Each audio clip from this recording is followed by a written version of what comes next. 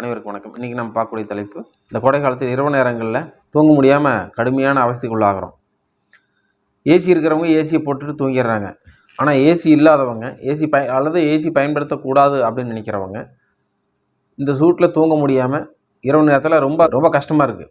Fan போட்டால் fan ஒரு குறிப்பிட்ட நேரத்துக்கு அப்புறம் அதிகப்படியான வெப்பத்தை மேலேருந்து கீழ் நோக்கி தள்ளுது. கீழே தரையில் ஏற்கனவே சூடாகி கீழேருந்து ஹீட்டு மேல் நோக்கி வருது. இடையில நாம் படுத்து தூங்குறது, பெட்டில் படுத்தாலும் பெட்டில் ரொம்ப ஓவர் ஹீட்டாக இருக்குது, தரையில் படுத்தாலும் தரையில் ரொம்ப ஹீட்டாக இருக்குது. அதனால் இந்த குழந்தைகள்லேருந்து பெரியவங்க முதற்கொண்டு எல்லாருமே தூங்க முடியாமல் 12 மணி 1 மணி வரைக்கும் அப்படி இப்படி நெளிஞ்சு படுத்துட்டு இருக்கிறது ரொம்ப சிரமமாக இருக்குது. போத்தி படுத்தா உப்பசமாக இருக்குதுன்னு சொல்லி போத்தாமல் படுத்தா கொசு கடிக்குதுன்னு பெட்ஷீட்டை போத்துனா உள்ளே ரொம்ப உப்பசமாக இருக்குது, வேர்க்குது, தூங்க முடியலை. போத்தி படுக்கவும் முடியலை, சட்டையை கழட்டிட்டும் படுக்க முடியலை. அதிகப்படியான வெப்பத்தினால எப்படி படுத்தாலும் தூங்க முடியாத அளவுக்கான கடுமையான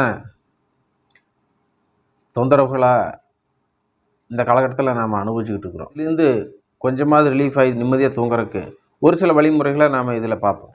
அதிகப்படியான வியர்வின் காரணமாக இந்த வேர்க்குரு தொல்லைகள், அம்மை வர்றது, இந்த மாதிரி பிரச்சனைக்கு கிட்னியில் கல் வர்றது, உற்பத்தி ஆகிறது, எல்லா விதமான பிரச்சனைகளுக்கும் ஆளாக வேண்டியதாக இருக்குது. இதுக்கிடையில் தூங்க முடியாமல் ரொம்ப சிரமப்படுறது. இதுலேருந்து மீண்டு வருவதற்கு ஏசியை பயன்படுத்தாமல் தூங்குறதுக்கு ஒரு சில டிப்ஸ் அப்படின்னு சொல்லி பார்த்தோம்னா, முதல்ல காலை மாலை 2 வேளை நம்ம குளிக்கணும் குளிர்ந்த நீரால். காலையிலேருந்து அதிகப்படியான சூடு இந்த தரையில் உள்நோக்கி இழுக்கப்பட்டிருக்கிறதுனால அதுலேருந்து சூடு அதிகமாக வெளியே வருது.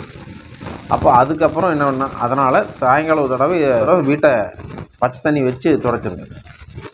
இதன் பிறகு இந்த ஃபேன் காற்று போடும் பொழுது அதிகமான சூடு மேலேருந்து கீழ் நோக்கி வர்றதும், இந்த சூடு திரும்ப அதிகமாக இருக்கான மிக முக்கியமான காரணம் என்னென்னு பார்த்தீங்கன்னா, பொதுவாக இந்த காற்றுல காற்றுக்கிறது வெறும் காற்று மட்டும்தான் இருக்குது அப்படின்னு நினச்சிட்டு இருக்கிறோம். காற்றுல குறிப்பிட்ட சதவீதத்துக்கு தண்ணீர் கலந்துருக்கு.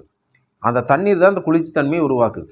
இப்போ வெயில் அதிகப்படியான வெயில் அடிக்கும் பொழுது அந்த காற்றுல இருக்கக்கூடிய தண்ணியை அந்த ஹீட்டு உறிஞ்சிக்குது. முதல்ல இதுக்கான அடிப்படையை நம்ம இந்த காற்று ஏன் சூடாகுது, அதிகப்படியான வெப்பம் உருவாகுது, ஏன் வெளியே உட்கார்ந்தாலுமே காற்று நமக்கு உப்பசத்தை கொடுக்குது அப்படிங்கிறதுக்கான புரிதலை முதல்ல நம்ம பேசிக்க. இயல்பாகவே காற்றுல காற்றுனா காற்று மட்டும்தான் இருக்குன்னு நம்ம நினச்சிக்கிறோம். ஆனால் காற்றில் நீர் கொஞ்சமாவது கலந்துருக்கு. வெயில் அதிகமாக அடிக்கும் பொழுது அந்த நீர்த்தன்மை வெயிலால் அதிகமாக உறிஞ்சப்படுது. அதாவது இந்த வெப்பத்தால் உறிஞ்சப்படுகிறது. இந்த உறிஞ்சப்பட்ட இந்த வெப்பத்தினால் அந்த காற்றில் ஈரப்பதம் குறையுது.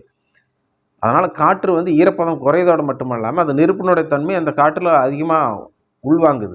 அப்படிங்கும்போது அது குளிர்ந்த காற்றாக இருந்தது, இப்பொழுது வெப்பமான காற்றாக கன்வெர்ட் ஆகிக்குது. அப்போ என்ன, வீட்டுக்குள்ளே இருந்தால் மட்டுமல்ல, வீட்டுக்கு வெளியே உட்கார்ந்தாலும் அங்கேயும் அனல் காற்றடிக்குது. இதுதான் அதுக்கான காரணம். அப்போ நம்ம இந்த பேசிக் நடிப்பாக இந்த பேசிக்கை முதல்ல முக்கியமாக புரிஞ்சுக்கணும். அடிப்படையில் இந்த காற்றுல ஈரத்தன்மை குறைஞ்சிச்சு. அப்போ இந்த காற்றுல ஈரத்தன்மை அதிகப்படுத்துவதற்கு என்ன பண்ணணும் அப்படின்னா, இந்த காற்று கூட கொஞ்சம் தண்ணீர் கலக்கணும். இந்த தண்ணீர் இந்த காற்றுக்குள்ளே கலந்துருச்சுன்னா காற்று குளுமையாக மாறிடும். அதற்கு என்ன செய்யணும், நம்ம படுக்கக்கூடிய இடத்துல பாய் போட்டு கீழே படுக்கிறோம் அப்படின்னா, அந்த படுக்கக்கூடிய இடத்த சுற்றி ஒரு 2-3 இடத்துல மண்பானை தண்ணி ஊற்றிட்டு ஃப்ரிட்ஜுக்குள்ளே இருக்கக்கூடிய கொஞ்சம் ஐஸ் கட்டி எடுத்து அதில் போட்டு ஒரு 3 இடத்துல வச்சுருங்க. இந்த ஃபேன் போட்டு சுற்ற விடும் பொழுது அந்த காற்று அந்த வெப்பமான காற்று அந்த தண்ணியில் பட்டு சுற்றி ஒரு கட்டத்தில் அந்த ரூம் முழுக்க வெப்பமான காற்று குளிர்ந்த காற்றாக மாறிடும். அதன் பிறகு நம்மளால் தூங்க முடியும். அது டேபிள் ஃபேன் தான் இருக்குது அப்படின்னா, அந்த டேபிள் ஃபேனுக்கு டேபிள் ஃபேன் இருக்குன்னா அந்த டேபிள் ஃபேனுக்கு முன்னாடி ஒரு தட்டில் தண்ணி ஊற்றி வச்சுட்டு அதில் கொஞ்சம் ஐஸ் கட்டி போட்டுட்டு அந்த காற்று ஃபேன்லேருந்து வர்ற காற்று அந்த டேபிள் ஃபேனில் இருக்கக்கூடிய தண்ணியில் பட்டு அதுக்கப்புறம் நமக்கு வர மாதிரி பாருங்கள். அந்த குளிர்ந்த காற்றும் நம்ம மேலே படும் பொழுது அந்த ரூம் முழுக்க ஒரு கட்டத்தில் அது காற்று குளிர்ச்சியாக மாறிடும். மேலேருந்து கீழ் நோக்கி வரக்கூடிய சூட்டை குறைக்கிறதுக்கு அனைவருக்கும் தெரிஞ்சது தான் தெர்மல் பெயிண்ட் இருக்குது. அது வெப்பத்தை குறைக்கும்னு சொல்லி மார்க்கெட்டில் விற்கிறாங்க. ஒரு 450 ஸ்கொயர் ஃபீட்டுக்கு ஒரு 5000 ரூபா செலவாகும். அந்த ரேஞ்சு தான் இருக்கும். அது நம்ம வீட்டுக்கு மேல் பக்கத்தில் நம்ம அடிச்சுக்கலாம். அதனாலேயும் வெப்பம் குறைவாக